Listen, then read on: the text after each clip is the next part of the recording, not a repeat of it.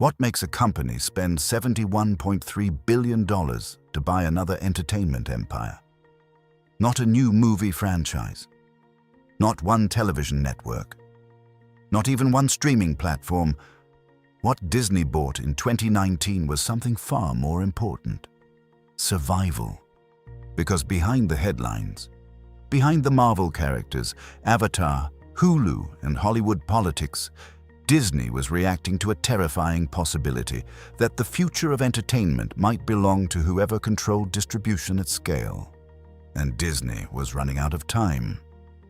Stay with this story carefully, because once you understand why Disney bought 21st Century Fox, you understand how Hollywood stopped being a movie business and became a platform war. By the mid-2000s, Disney was still one of the most powerful media companies on Earth. It owned Pixar, Marvel, Lucasfilm, ESPN, ABC, some of the strongest intellectual property in entertainment history. But underneath that strength, the system was weakening. Cable television was shrinking. ESPN was losing subscribers. Younger audiences were abandoning traditional television entirely. And Netflix was becoming something Hollywood initially underestimated. Not just a streaming app, a global distribution machine. That distinction changed everything. For decades, studios depended on third parties to distribute content. Cable providers, movie theaters, international licensing deals. Streaming changed the equation completely. Now the company controlling the platform could also control the audience relationship, the data, the pricing, the recommendations, and the long-term retention strategy. Netflix understood this early.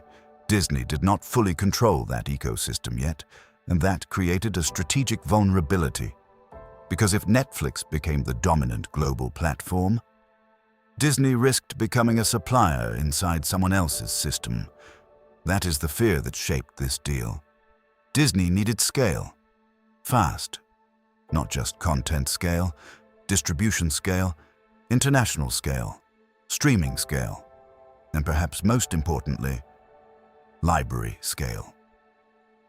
21st Century Fox solved multiple Disney problems at once. That is what made the acquisition so dangerous and so attractive. First came Hulu. Before the acquisition, Disney already owned a portion of Hulu. Fox owned another major stake. Acquiring Fox suddenly gave Disney operational control over one of the most important streaming assets in America.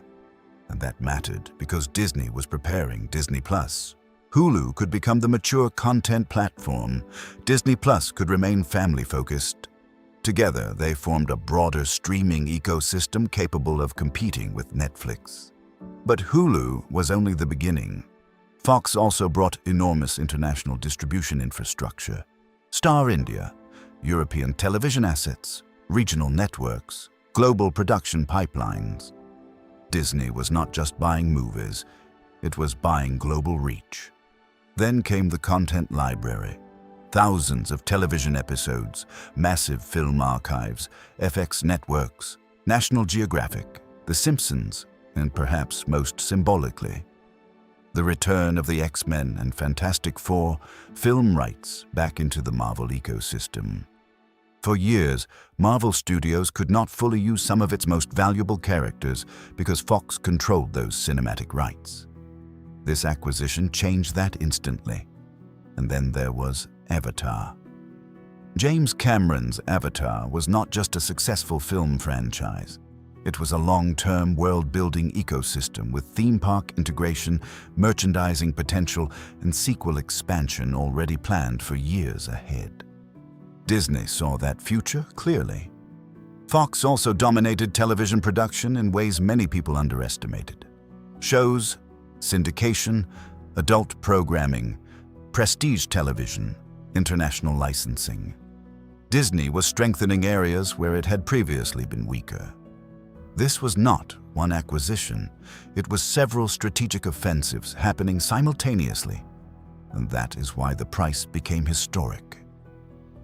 In December 2017, Disney officially announced the deal. The number shocked Hollywood, $52.4 billion initially. Then Comcast entered the battle. The bidding war intensified. Eventually, Disney raised the offer to approximately $71.3 billion. At that point, this was no longer just an acquisition. It was an arms race, and the risks were enormous. First came antitrust concerns. Regulators immediately worried about excessive consolidation in entertainment. Disney was already dominant in theatrical box office, already dominant in family entertainment, already dominant in franchise IP. Now it was trying to absorb another massive studio. Governments feared Disney would gain too much control over both content and distribution. The Department of Justice eventually approved the deal with conditions, including Disney divesting Fox's regional sports networks. But politically, the acquisition intensified conversations about monopoly power in media. Then came integration risk. Merging companies this large is operationally brutal. Different cultures, different leadership structures, different production systems, different corporate philosophies. And unlike technology mergers, entertainment companies depend heavily on creative ecosystems. That makes integration emotionally and operationally unstable. Then there was the financial pressure. $71.3 billion is not just expensive, it changes expectations permanently. Investors now expected Disney to dominate streaming globally. The company could no longer move cautiously. It had to prove the strategy quickly. And the timing became even more dangerous because Disney was simultaneously preparing Disney+. The company was restructuring itself while entering the most competitive entertainment battle in modern history. That combination created extraordinary pressure internally. Halfway through this story, the real question becomes impossible to ignore. Did Disney buy Fox because it wanted more content, or because it feared becoming too small for the streaming era? Comment your answer below, because the second interpretation changes the entire meaning of this acquisition. After the acquisition closed in 2019, Disney changed fundamentally. Disney Plus launched later that same year, and suddenly, Disney possessed something almost no competitor could match: a massive centralized content ecosystem. Marvel, Star Wars, Pixar, Disney Animation, National Geographic, The Simpsons, FX, Avatar. Thousands of films and television episodes under one corporate structure. That changed Disney Plus immediately. Instead of launching with a limited catalog, Disney launched with one of the deepest entertainment libraries in the world. The Fox acquisition accelerated Disney's transition from media company to platform company. And the market reacted fast. Hollywood entered an era of consolidation. Every major studio suddenly realized scale was becoming survival.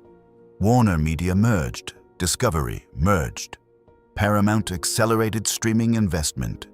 NBC Universal expanded Peacock. Everyone started chasing ecosystem control, not just viewers. Control. Because Disney had demonstrated something critical. In the streaming era, owning great content was no longer enough. You needed enough content to sustain subscriptions continuously. Enough franchises to reduce churn, enough global distribution to scale internationally.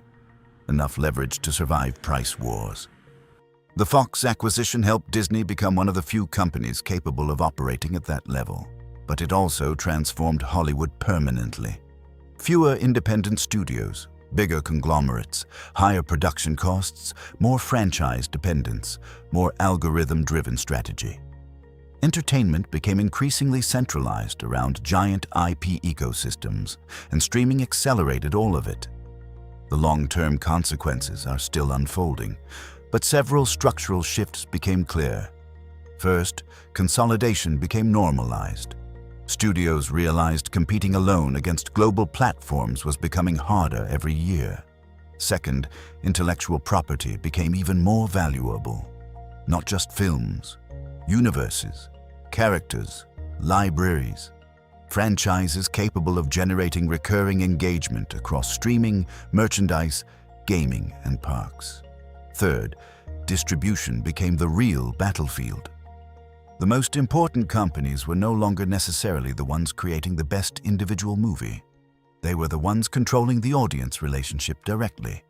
Subscriptions, algorithms, retention, data, bundling, global reach. That became the new entertainment economy, and Disney helped accelerate it faster than almost anyone else. The real strategic lesson behind the Fox acquisition is brutal. Scale creates protection, intellectual property creates leverage, but distribution creates power. Disney understood that the future would belong to companies capable of controlling all three simultaneously. Content alone was becoming vulnerable. Even legendary brands could lose negotiating power if another company controlled customer access. That is why Disney spent $71.3 billion. Not because it lacked great stories, but because it understood the next era of Hollywood would be controlled by companies large enough to own both the stories and the pipeline delivering them. That realization changed the entertainment industry forever. And honestly, most people still underestimate how much of modern Hollywood was reshaped by this single deal. Because the next story becomes even bigger from here, because once Disney absorbed Fox, the next battle was inevitable. Not acquiring content, controlling the entire streaming future. And that is exactly where the Disney Plus war truly begins.